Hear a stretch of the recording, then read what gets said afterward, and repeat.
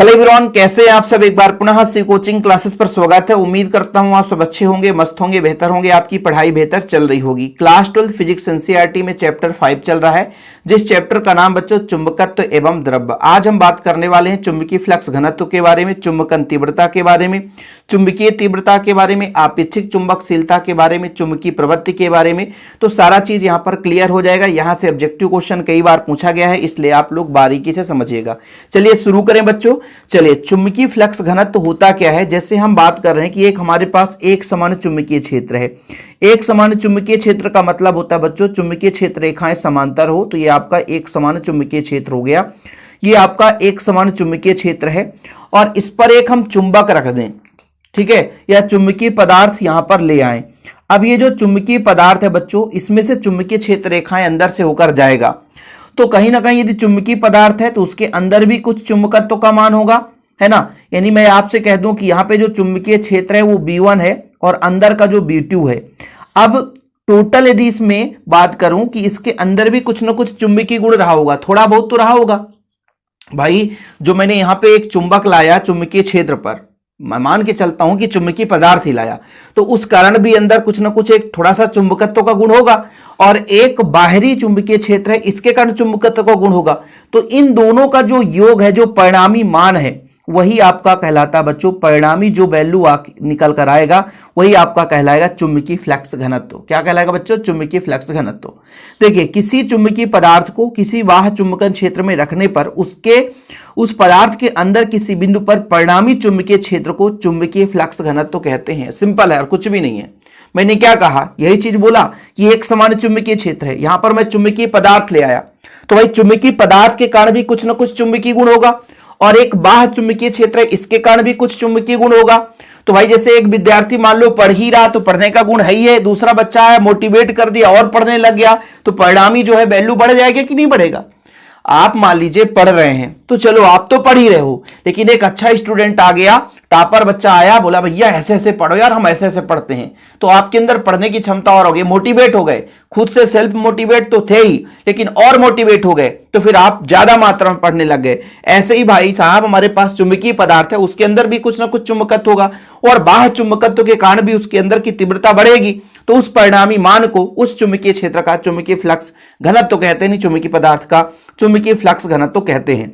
इसका जो परिभाषा है कभी नहीं पूछा जाता, इसका पूछा जाता बच्चों मात्रक। क्या पूछा जाता है? मात्रक। ठीक है, आप लोग याद रखिएगा। इसका मात्रक वैसे होता है टेस्ला, क्योंकि ये चुंबकीय क्षेत्र है, चुंबकीय क्षेत्र का मात्रक हो जाता है टेस्ला। ठीक है, एक टेस्ला हो गया ऐसा ही मात्रक। दूसरा होता है वेबर प्रति मीटर स्क्वायर, ये भी कई बार पूछा जाता है, वेबर प्रति मीटर स्क्वायर। भाई चुंबकीय फ्लक्स घनत्व तो भले बात की जा रही है, लेकिन है तो चुंबकीय क्षेत्र ही है, तो एक चुंबकीय क्षेत्र ही है, इसमें दिक्कत है नहीं। ठीक है, इसे हम कैपिटल बी से ही रिप्रेजेंट करेंगे। परिणामी चुंबकीय क्षेत्र है भाई, बाह्य चुंबकत्व के कारण और अंदर की चुंबकत्व के कारण परिणामी चुंबकीय क्षेत्र ही है। तो यहां पर मात्रक टेस्ला, वेबर प्रति मीटर स्क्वायर, एम्पियर न्यूटन प्रति एम्पियर मीटर, न्यूटन प्रति एम्पियर मीटर। ये लो भाई, तो ये तीनों मात्रक आपको याद रखना है। एक तो आपका टेस्ला ही है, ये पहले नंबर पे हो गया टेस्ला, दूसरे नंबर पर वेबर प्रति मीटर स्क्वायर, तीसरे नंबर पर आपका न्यूटन प्रति एम्पियर मीटर। और यदि इसकी प्रकृति के बारे में बात करें बच्चों, यदि प्रकृति के बारे में बात करें तो ये एक सदिश राशि है। कैसी राशि बच्चों? सदिश राशि है। कई बार ऑब्जेक्टिव में पूछा जाता है, इसलिए यहां पे ये लेक्चर लेकर आया हूं। ठीक है, तो आप लोगों को क्लियर हुआ चुंबकीय फ्लक्स घनत्व बच्चों ऐसा ही मात्रक टेस्ला है, वेबर प्रति मीटर स्क्वायर है, न्यूटन प्रति एम्पियर मीटर है। कई बार ऑब्जेक्टिव क्वेश्चन पूछा जाता है, तो उम्मीद करता हूं चीजें क्लियर हो गई होगी। अब बात करते हैं बच्चों चुंबकन तीव्रता। देखो, चुंबकीय तीव्रता अलग है और चुंबकन तीव्रता अलग है। चुंबकन तीव्रता चुंबकन क्षेत्र में यानी चुंबकीय क्षेत्र में स्थित किसी चुंबकीय पदार्थ के प्रति एकांक आयतन में उत्पन्न चुंबकीय आघूर्ण को हम क्या बोलते हैं बच्चों? क्या बोलते हैं? चुंबकन तीव्रता कहते हैं। यानी हमारे पास चुंबकीय क्षेत्र है भाई। चुंबकीय क्षेत्र का मतलब तो आपको क्लियर है कि चुंबकीय क्षेत्र रेखाएं ये है और ये आपका चुंबकीय क्षेत्र जनरेट कर दिया। चुंबकन क्षेत्र में किसी चुंबकीय पदार्थ के प्रति एकांक आयतन में, भाई मैं ये कह रहा हूं कि यहां पर एक चुंबक ले आया मैंने। अब इस चुंबक को लाने से, जैसे मैं कह दिया N ध्रुव है S ध्रुव है, यहां पर एक बल लगेगा MB, यहां पर भी एक बल लगेगा बच्चों mb, जो एक दूसरे को आघूर्ण उत्पन्न करेगा। ये बल आघूर्ण का व्यंजक आपने पढ़ा है ना। तो भाई साहब ये बोला गया कि चुंबकन तीव्रता है क्या है कि भाई इसके एकांक आयतन में कितना आघूर्ण उत्पन्न हो रहा है। किसी भी चुंबक को हम यदि चुंबकीय क्षेत्र पे रखते हैं तो एक निश्चित आयतन पे कितना आघूर्ण उत्पन्न हो रहा है उसकी चुंबकन तीव्रता है। कुल मिलाकर के उसके घुमाने की शक्ति है, क्षमता है, वो चुंबकन तीव्रता कहलाती है, जिसे हम कैपिटल आई से रिप्रेजेंट करते हैं। एकांक आयतन उत्पन्न चुंबकीय आघूर्ण को हम चुंबकन तीव्रता कहते हैं। यानी ये जो हमने क्षण चुंबक लिया है या हमने एक चुंबकीय पदार्थ लिया है, इस चुंबकीय पदार्थ को हमने एक समान चुंबकीय क्षेत्र में रखा है, फलस्वरूप उसके एकांक आयतन में कितना आघूर्ण उत्पन्न होता है बच्चों, वो चुंबकीय क्षेत्र की चुंबकन तीव्रता कहलाती है। क्या कहलाती है बच्चों? चुंबकन तीव्रता। अब यदि मैं आपसे कह दूं कि ये जो चुंबकीय आघूर्ण कितना होता है, एक ध्रुव प्रबल और प्रभावी लंबाई, यहां पर ध्रुव प्रबल स्मॉल m होता है क्षण चुंबक का, और आयतन का भी फार्मूला कोई बता सकता है? आयतन का मतलब क्या होता है बच्चों? आयतन का मतलब होता है क्षेत्रफल गुणे लंबाई। तो लंबाई से लंबाई कट जाएगा, लंबाई से लंबाई कट जाएगा। अब यहां से एक और परिभाषा बन जाएगा कि एकांक क्षेत्रफल पर, देखिए ना, एकांक क्षेत्रफल पर किसी पदार्थ की चुंबकन तीव्रता एकांक क्षेत्रफल पर जितना ध्रुव प्राबल्य होगा वो उसका क्या कहलाएगा? चुंबकन तीव्रता कहलाएगा। किसी पदार्थ की चुंबकन तीव्रता क्या कहलाएगी? एकांक क्षेत्रफल पर उत्पन्न ध्रुव प्राबल्य के मान के बराबर होता है चुंबकन तीव्रता। यहां पर आपने क्या पढ़ा? एकांक आयतन में उत्पन्न, किसी भी चुंबकीय पदार्थ के एकांक आयतन में उत्पन्न चुंबकीय आघूर्ण, एकांक आयतन में उत्पन्न चुंबकीय आघूर्ण क्या कहलाता है? चुंबकन तीव्रता कहलाएगा। इससे एक फार्मूला जनरेट हो गया, एल से एल कट गया, तो एकांक क्षेत्रफल पर उत्पन्न ध्रुव प्राबल्य चुंबकन तीव्रता के बराबर होता है। क्या होता बच्चों? बराबर होता है। यदि इसकी प्रकृति के बारे में बात करें तो प्रकृति, इसकी भी प्रकृति कैसी होती है? सदिश राशि। कैसी होती है बच्चों? सदिश राशि। नोट कर लो प्रकृति के बारे में, सदिश राशि है। यह एक क्या है बच्चों? सदिश राशि। इसका मात्रक लिख लेना, मात्रक कई बार पूछा गया है, तो मात्रक हो जाएगा इसका एम्पियर प्रति मीटर। एम्पियर प्रति मीटर क्या होता बच्चों? एम्पियर प्रति मीटर या एम्पियर मीटर इनवर्स, या एम्पियर मीटर इनवर्स। नोट कर लिए। बीमा की बात करें, बीमा तो भाई मीटर है, ऊपर जाएगा तो एल हो जाएगा, एल का पावर -1 होगा क्योंकि नीचे है। मीटर को तो एल से ही रिप्रेजेंट करते हैं, दूरी है, और एम्पियर का एम्पियर ही रहेगा, तो ये इसका बीमा हो गया बच्चों, बीमीय सूत्र हो गया। नोट कर लिया करो, एक एक पॉइंट आप लोग नोट किया करो बच्चों, ताकि किसी प्रकार से कोई दिक्कत ना हो। बाकी नोट्स में तो प्रोवाइड किया ही जाता है। जिन बच्चों ने नोट्स नहीं लिया है तो नोट्स ले लें। कॉन्टैक्ट नंबर है 96 85 29 91 49, 9685299149, 9685299149। एक छोटा सा अमाउंट लगता है, 100 रुपीज चार्ज लगता है, लेकिन प्रॉपर रूप से नोट्स दिए जाते हैं बच्चों। इसके आगे आपको जो भी लिखना है स्क्रीनशॉट करके लिख लिया करो भाई साहब। पूरा मात्रक भी दे देता हूं, बीमीय सूत्र भी दे देता हूं, ठीक है। अब बात कर लेते हैं थोड़ा सा आपेक्षिक चुंबकशीलता, ठीक है, या निरपेक्ष चुंबकशीलता है क्या, इस पर हम थोड़ा चर्चा कर लेते हैं। जैसे एक चुंबक मैं ले लूं, थोड़ा समझिएगा। एक चुंबक लेते हैं बच्चों, ठीक, ये चुंबक लेते हैं और इस चुंबक में दो ध्रुव हैं N और S। अब यहां से चुंबकीय क्षेत्र रेखाएं जितनी तीव्रता के साथ N से निकलकर S की ओर जाएंगी तो इसके चारों ओर चुंबकीय क्षेत्र उतना ही प्रबल होगा। समझ में आ रहा है मैं क्या कहना चाहता हूं? कि N से चुंबकीय क्षेत्र निकल करके जितनी तीव्रता के साथ जाएंगी उतनी तीव्रता के साथ S में प्रवेश करेंगी, तो इनकी गमन जितनी ज्यादा होगी तो इसकी शक्ति, इसका चुंबकीय क्षेत्र उतना ही अधिक होगा। और यही किसी चुंबक का चुंबकशीलता है। यही चुंबक के चुंबकशीलता है कि किसी पदार्थ की चुंबकशीलता यह प्रदर्शित करता है कि उसकी क्षेत्र रेखाओं का चालन कितना है, शक्ति कितना है। समझना, मेरी भाषा को समझना आप लोग। निर्वात में इसे हम म्यू नॉट से रिप्रेजेंट करते हैं, म्यू नॉट से, कि चुंबकशीलता म्यू नॉट है, जिसका मान होता है 4 पाई इंटू 10⁻⁷ हेनरी प्रति मीटर। ठीक है बच्चों, फिर से समझना, ये चुंबकशीलता है क्या? निरपेक्ष।